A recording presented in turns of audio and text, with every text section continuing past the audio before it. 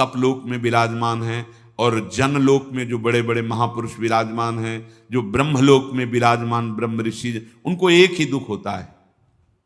वो इस मृत्यु लोक के प्राणियों को भगवत विमुख देखकर दुखी होते हैं कि ये भजन करके हमसे भी ऊपर जा सकते हैं। सबसे ऊपर जो ब्रह्मलोक है, उससे भी परे वैकुंठ लोक है।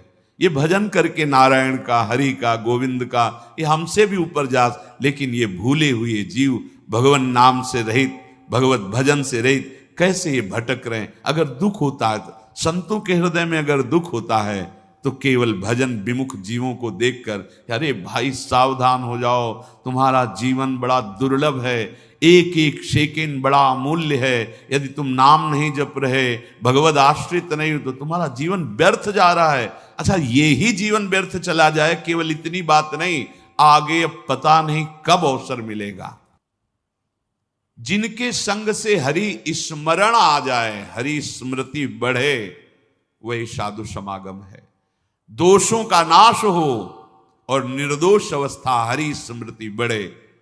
अब जब हरि स्मृति साधु समागम से, कि जैसे शीशा गला के छोड़ो तो जो द्रवित पदार्थ है वो ऊपर निकलने लगता है, ऐसे हमारा हृदय हरि स्मृति, जितनी बार हम नाम ले रहे हैं वो जाके हमारे हृदय को ठोस कर रहा है। वृंदावने जलद जाल समाकुलायाम, पहले तो निर्विकारिता लाएगा नाम, अनर्थ की निवृत्ति, जिससे हमें दुख मिलता है उन कर्मों को नष्ट करेगा। ये दो चार माला की बात नहीं है, जब तक घड़ा भर न जाए तब तक वो डालना होता है। गला हुआ शीशा ऊपर तक अब ठोस हो गया, अब उसमें एक बूंद पानी नहीं रुक सकता या द्रवित पदार्थ नहीं रुक सकता। ऐसे ही हमारा हृदय भी विषयों से भरा हुआ है, इसे खाली करना है। नाम, स्मृति, भगवद स्मृति, जितना आप स्मरण कर रहे हैं मानो आप अपने हृदय को विकारों से खाली और भगवद स्मृति से भर रहे हैं।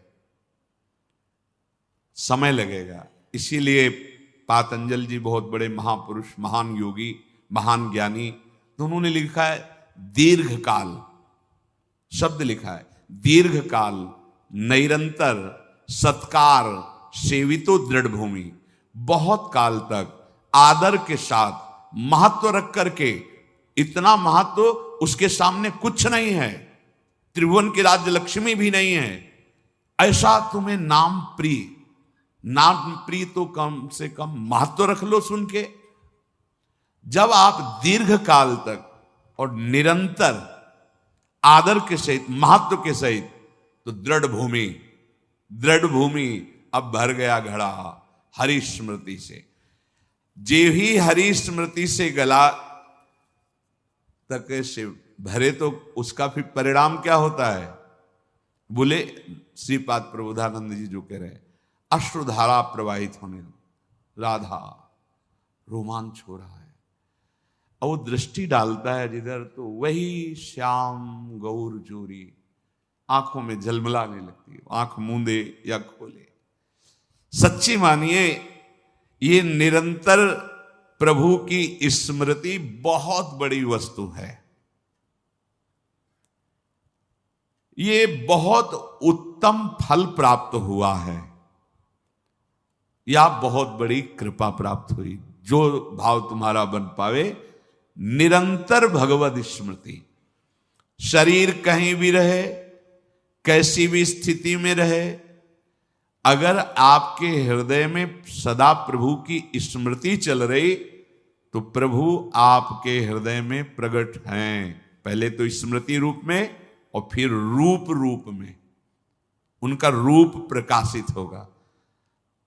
लेकिन बहुत बकवास करने वाले, बहुत व्यवहार में उतरने वाले कैसे निरंतर भगवत स्मृति कर पाएंगे?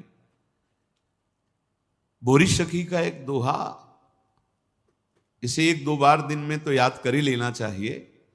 ना काहू सो बोलिबो, ना कोई व्यवहार, अपनी कुंवरी किशोरी को जियत निहारी निहारी। स्मृतिवान देख पाता है लाडली जी को,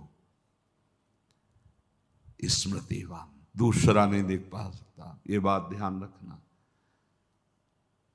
अभी एकांतिक में किसी उपासक हमको लाडली जी मिली थी, ऐसे ऐसे ऐसे बात कर रहे थे, जैसे हमका क्षमा कीजिएगा, वो कृपालु हैं, किसी को भी मिल सकती हैं, उनके लिए कोई ये योग्यता का पक्ष थोड़ी। अगर योग्यता की बात आवे तो प्यारोडुम क्षमते ने अच्छी सिकादी नाम तो अध्यानगम, पर ऐसे नहीं मिलती जैसे आप बात कर रहे हो। लाडली जो मिली और आप ऐसे सूखे सूखे बोल रहे हो, अरे नहीं भाई नहीं, कह ही नहीं पाते। उदाहरण उनको दिया था कि अगर 1 अरब की चेक रखी हो तो सभा में बोल लो खड़े होके कि मेरी जेब में 1 अरब की चेक है, और बोल के दिखाओ। हिम्मत नहीं होगी, नाशवान पैसे की हिम्मत नहीं होगी तुम्हें। और महान करुणा समुद्र, प्रेम समुद्र, वो परम धन जिसमें लालजू को खरीद लिया जाता है, लालजू बिक जाते हैं, किसमें? प्रेम में। प्रेम समुद्र का सार रूप लाडली दिखाई दी और आपकी आंखों में आंसू नहीं, और आपकी हिम्मत पड़ गई है बोलने की। या तो चेक नहीं है और या खोने वाले हो, यही शब्द थे। या तो चेक नहीं है आपके पास तो 1 अरब की, और आप केवल डींग मार रहे हैं, या आप अब खोने वाले हो। स्मृति, अखंड स्मृति, ये बहुत बड़ी वस्तु, ये बहुत बड़ा लाभ, इसी से लाडली जो दिखाई देती है, इसी से दिखाई देती है। ध्यान रखना, बार बार आपके जो स्मृति चल रही, राधा राधा, सब सत्संग सुनो, सुनना चाहिए, बैठो, सार बात को पकड़ो। स्मृति बार बार राधा राधा, हम कहते मंत्र नहीं चल रहा आपसे, और कुछ नहीं चल, राधा राधा नाम सुधा रसम, अमृत रस है। आचार्य चरण कह रहे इसी से सारा काम बन जाएगा। राधा नामैव कार्यम हेनुदिन मिलितम, कह रहे यदि तुम्हें राधा नाम जपने को मिल जाए। अब जैसे कोई कह देता है कि किस ग्रंथ में लिखा है, अरे कितने ग्रंथ पढ़े हो तुम, कितने ग्रंथ पढ़े हो? 2-4 पढ़ लिए होगे तो कह दिए ग्रंथ। अगर एक ट्रक लाया जाए और उस पे ग्रंथ सब रखे जाएं तो ट्रक भर जाएगा, ग्रंथ की कमी थोड़ी होगी। एक एक पंथ के कितने कितने ग्रंथ हैं। आप जानते हो वृंदावन प्रेम रस को, नित्य विहार रस को, उनके ग्रंथों को पढ़ा नहीं तो फिर कैसे जानोगे? भक्ति का भी बहुत स्वरूप है। किस कोटि के तुम भक्त हो, किस कोटि के ग्रंथ पढ़े हो, यहां आओ। भगवत रसिक जी कह रहे वेद रसकन की वाणी, केवल राधा रस ही भरा हुआ है। ये वृंदावन धाम है। कौन इस धाम की महिमा को, महापुरुष जो है, साधारण जीव की तो बात जाने, कौन नमन नहीं करता, कौन नहीं जानता? वृंदावन का एकांतिक प्रेम रस रसिकों की वाणी में मिलेगा। भगवत रसिक, रसिक की बातें रसिक बिना को समझ सके ना। राज दरबार में राजा का जो प्रताप है, वो जितने देखते हैं वो उतना जानते हैं कि राजा के समान कोई नहीं है, क्योंकि उसके इशारे, भ्रकुटी के इशारे में प्रांत के प्रांत नष्ट हो सकते हैं। वो राजा का वैभव देखते हैं। ये है राजा प्रताप, राज प्रताप।